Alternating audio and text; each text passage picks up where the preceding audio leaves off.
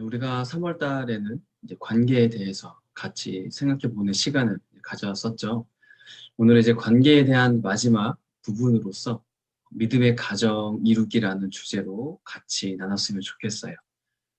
우리가 지금은 이제 중학생, 고등학생이지만 이제 몇 년이 흐른 뒤에 서로 좋아하고 사랑하는 사람을 만나게 돼요. 그리고 나이가 들면서 그 사람, 이제 사랑하는 사람과 결혼을 또 생각하게 되고 이제 결심이 섰을 때 서로가 평생을 약속하는 부부가 될 것을 결정을 하게 되는 거죠. 여러분들 입장에서는 이 결혼을 하고 이 가정을 이룬다라는 것은 먼 이야기일 수도 있어요. 저 역시도 학생 때에는 이 결혼에 대해서 생각을 해본 적이 없거든요. 그래도 오늘 이 시간을 통해서 결혼에 대해서 그리고 내가 생각하고 이루고 싶어하는 그 가정의 모습은 어떤 모습인지를 한번 생각해 보는 것도 의미가 있을 것 같아요. 그렇다면 왜 가정이 중요할까요? 요즘 시대에는 이 비혼주의자들도 점점 많아지고 있어요. 그러니까 결혼을 하지 않고 이제 혼자 사는 것을 원하고 추구하는 사람들이죠. 그리고 결혼을 했더라도 한 명만 낳아서 잘 키우자라는 생각을 갖고 있는 사람들도 더 많아지고 있어요. 심지어는 결혼은 우리가 하지만 아이는 낳지 말자라고 하는 그런 사람들도 종종 볼 수가 있어요. 그리고 예외로 또 이 사유리 같은 그 연예인은 결혼을 하지 않고 또 정자만 기증받아서 아이를 출산하게 되는 그러니까 이러한 어떻게 보면 정상적이지 않은 이러한 가정의 모습들도 분명히 존재한다라는 거예요. 이처럼 오늘날에는 이 결혼과 가정에 대한 인식이 개개인마다 달라요. 자기 이제 취향에 맞게 선택을 하고 그렇게 살아가고 있는 거죠. 그렇다면 우리는 예수님을 믿는 학생이잖아요.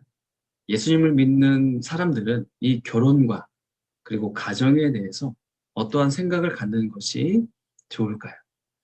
성경은 우리에게 어떠한 가르침을 주고 있는지 한번 살펴볼까요? 제가 창세기 2장 18절 말씀을 한번 읽어볼게요. 여호와 하나님께서 말씀하셨습니다. 남자가 혼자 있는 것이 좋지 않으니 내가 그에게 그를 도울 짝을 만들어 줄 것이다. 하나님께서 아담을 먼저 만드신 후에 그에게 하와를 만들어서 옆에 있게 하셨어요. 즉 아담과 하와가 서로 부부가 되게 하신 거예요. 그러니까 이 부부는 하나님께서 인간을 위해서 만들어 주신 제도인 거죠. 왜냐하면 사람은 이 혼자 있는 것보다 둘이 함께 이 남자와 여자가 함께 있는 것이 좋기 때문이에요. 물론 예외는 있어요. 이 성경에 보면 복음을 위해서 혼자된 사람은 복되다고 해요. 이 말은 보통 이제 해외에 나가 계신 그런 선교사님들의 경우에 좀 해당이 되는 말씀이에요. 아무래도 오지에서 이제 복음 사역을 하는 그 과정에서 가정을 이루고 이 자녀를 갖는 것은 쉽지가 않거든요. 또 갖는다라고 해서 나에게 속한 이 가정을 잘 부양하고 또 자녀를 양육하는 것은 그 선교지에서 결코 쉬운 일이 아니에요. 그래서 애초에 이 선교사님들 중에는 결혼을 포기하고 오로지 복음 사역에만 집중하는 그런 분들이 계시는 거죠. 제가 어렸을 때부터 다녔던 교회에서도 이 필리핀으로 선교사님으로 가신 그 여자 선교사님이 계신데요.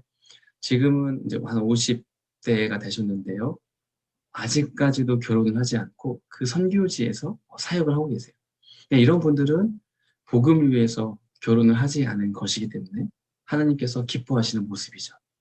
하지만 이런 특수한 경우를 제외하고는 하나님께서는 남자와 여자가 서로 만나서 가정을 이루는 것이 아름답다라고 말씀해 주세요. 창세기 1장 28절에서도 보면 이렇게 말씀을 하고 있어요.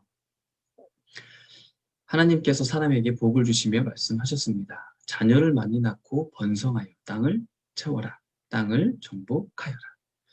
그러니까 자녀를 많이 낳으라고 말씀하셨죠. 그리고 하나님께서는 이러한 가정을 통해서 특히 믿음의 가정을 통해서 하나님의 일들을 이루어 가시는 거예요.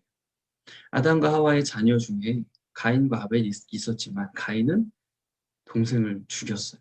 또 그의 삶을 악했어요. 믿음의 가정이 아니었어요. 그래서 하나님은 가인이 아니라 누굴 선택했어요? 아벨을 선택하신 거죠. 근데 아벨은 죽었잖아요. 그래서 아벨 대신에 아담과 하와에게 주신 이 셋이라는 그 아들을 통해서 하나님의 계획을 이루어 가시는 거예요.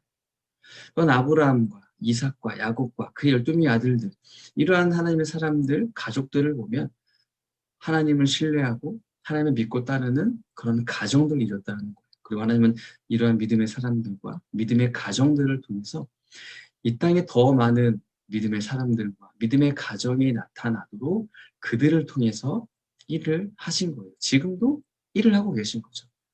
그래서 우리는 가정을 이루되 그 가정이 하나님을 믿고 섬기는 그런 믿음의 가정이 되도록 해야 하는 책임과 의무가 있어요.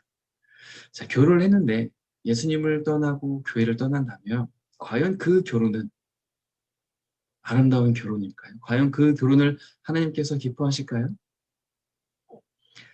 내가 나중에 결혼을 하고 가정을 이루었다면 나의 아내가, 나의 남편이, 나의 자녀들이 예수님을 믿고 하나님을 예배하는 그런 믿음의 가정으로 세워질 수 있도록 지금부터 그러한 생각을 갖고 노력하면서 살아가는 것이 그리스도인의 가정의 모습이에요. 여러분들이 그러한 청년으로, 그러한 한 가정의 가장, 아내로 그렇게 성장해 나갔으면 좋겠습니다. 자, 기도문을 읽고 마치도록 할게요. 하나님께서 만드신 결혼 제도는 우리의 생각보다 훨씬 크다는 것을 배웠습니다. 하나님 나라를 위해서 거룩하게 쓰임 받는 믿음의 사랑, 믿음의 가정을 이룰 수 있도록 도와주세요. 예수님의 이름으로 기도합니다.